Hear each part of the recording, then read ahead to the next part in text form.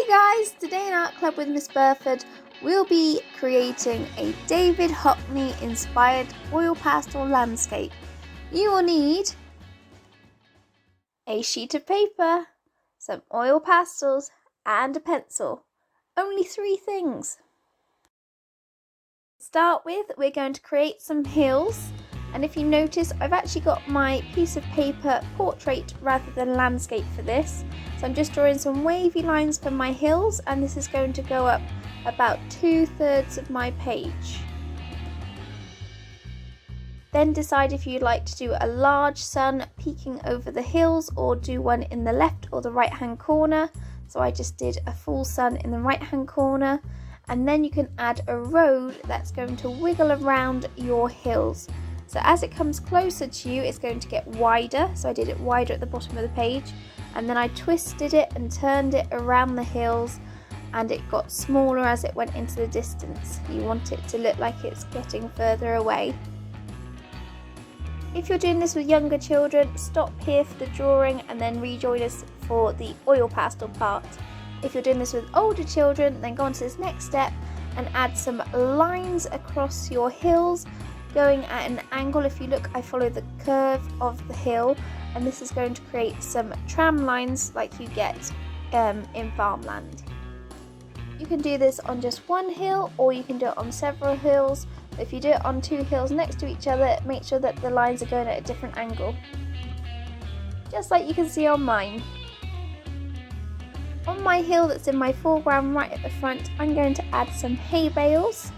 So for these, they are very simple. You just draw a circle and a line from the top and the bottom of the circle, and then a rounded, kind of like a semicircle at the one end.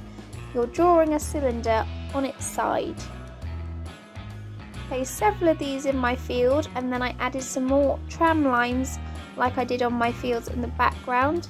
Of course, you don't have to draw hay bales, it's just a feature of countryside near where I live.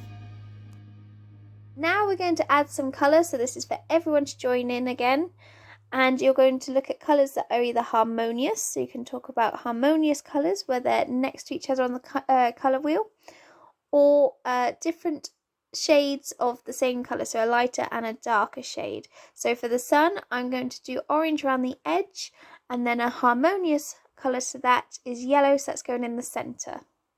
If you notice, as I add the yellow in the centre of the sun, I'm leaving just a little white gap between the orange and the yellow pastel until I filled in all that yellow colour first, and then I go to blend that orange and that yellow together at the end, so that way we don't get orange bits in the middle of the sun. And then we're going to leave the sky for now. We're going to start on our hills that are in the distance first. So if you haven't done tram lines, you can just go around the outside of your hills in either a green or a blue or something like a purple, and then use some harmonious colours to fill in the middle section of your hills. So again, green, blue or purple.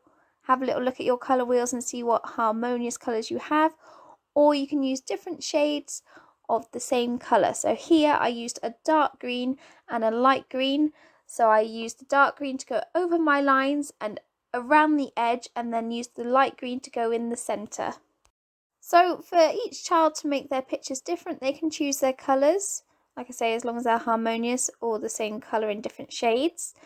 And also it's up to them how far they go with the dark colour. As long as they go along the edge, they can also drag that colour down the hill a little bit, so it creates some shadows on the hills. So keep repeating this process of using the dark pastel along the outline of the hills and to create any shadows that you'd like to, as well as going along any tram lines, and then using the lighter shades to fill in any of the other areas on that hill. I tried to stick to realistic colours, but if you're studying a different artist to David Hockney, you might like to go with some more vibrant colours for the fields. As we approach the front of the picture, I tried to get a bit more vibrant with the colours, so I added some blue with the green on this hill, and that just meant we got 2 harmonious colours, but we've got blue rather than just green fields. And again, I've got this pink and purple field at the front, two harmonious colours, to create a field that looks like it's full of flowers. So you could create this with red and orange to create a field full of poppies, or yellow and orange to create a field full of daffodils, something like that. And then I added some dots to create the impression of flowers, just adding a bit of texture. I tried to make every section slightly different, and that is the aim for you guys too. With the field at the front with the tram lines, I tried to do a different shade of yellow and like an orangey brown to create the fields compared to the one in the distance. For the hay bales in the field, I used the same colours that I used for that section, but I used the dark, like a golden brown colour to outline the hay bales, and then I used that golden sunny yellow for the centre of the hay bales. We can do the same for the road as well, so outline it in black. Again, you can create some shadows on the road and then add some grey to the centre of the road. As the road goes further into the distance, you can either make it lighter or darker. If it's going up over the hill, I would do it lighter, but as mine was going around the side of the hill, I imagined it being in the shadows, so I did it a bit darker. And tip off any excess pieces of oil pastel and turn your image upside down. You can start working on the sky now with the same principles of one darker colour and one lighter colour. So you could either do a sunset sky, or you could do just a bright blue sky, which is what I did for this one. The sky always looks best with your dark colours around the edge of the sun and along the outline of the hills like we have been doing. However, I wish that I'd extended my dark blue up higher into the sky so that it blends out better. But I went for a dark blue and a light blue. But if you're doing a sunset sky, you could always go for a pink and a purple, or a red and a yellow, but just make sure you have your darker colour and lighter colour to do your outlining and your filling in. We turned the picture around for you to do the sky so that you didn't smudge any of your picture that you'd already done.